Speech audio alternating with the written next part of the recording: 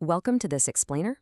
Today, we're diving into a fascinating situation where soaring commodity prices are colliding head-on with some major operational hurdles, all while the world is demanding more and more of what is pulled out of the ground.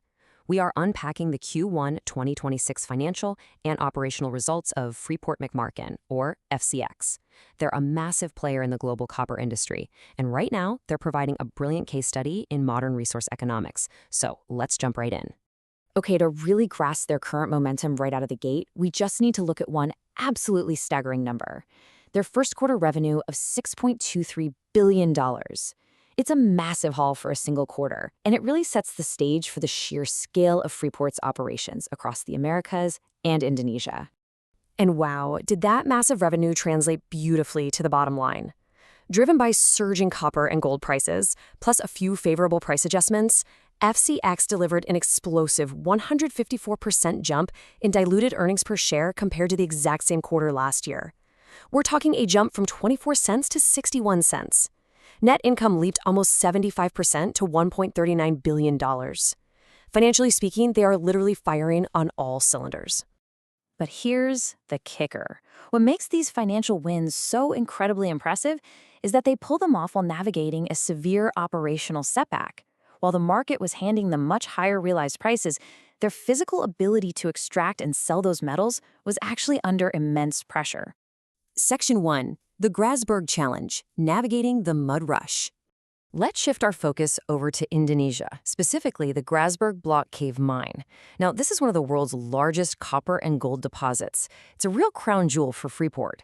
But back in September 2025, wet ore conditions caused a fatal mud rush, which forced the company to declare force majeure. It's an incredibly tragic and complex situation. They've since transitioned into a phased Q1 recovery, and they were buoyed financially by a $699 million insurance settlement. That was absolutely crucial in offsetting the hit from delayed sales as they gear up for an expected restart in the second quarter of 2026.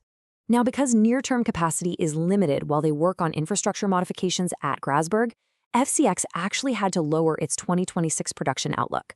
They're now projecting 3.1 billion pounds of copper and 650,000 ounces of gold.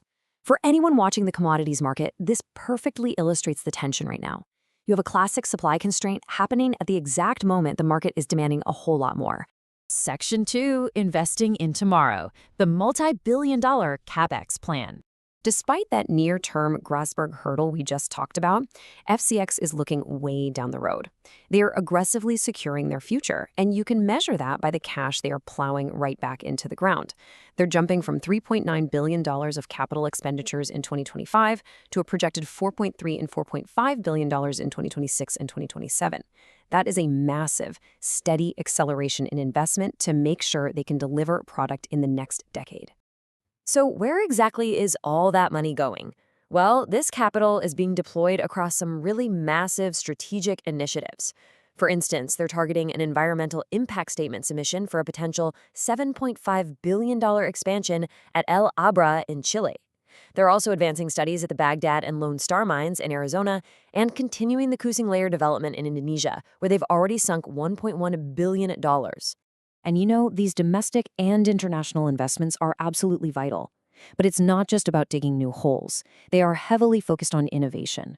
Through leaching and brand new tech initiatives at sites like Morenci in Arizona, they're targeting roughly 300 million pounds of incremental copper this year alone without needing to build an entirely new mine. That is how you maximize efficiency, right there. Section 3. The Sustainability Mandate, Leading with ESG. Okay, smoothly transitioning from raw growth, we have to talk about impact. In modern mining, you can't just talk about extraction anymore. FCX frames sustainability not as an afterthought, but as a core business strategy that dictates how they secure their license to operate. And this maturity is validated by some major independent recognitions, like their inclusion in the S&P Global Sustainability Yearbook and the Just American Business List.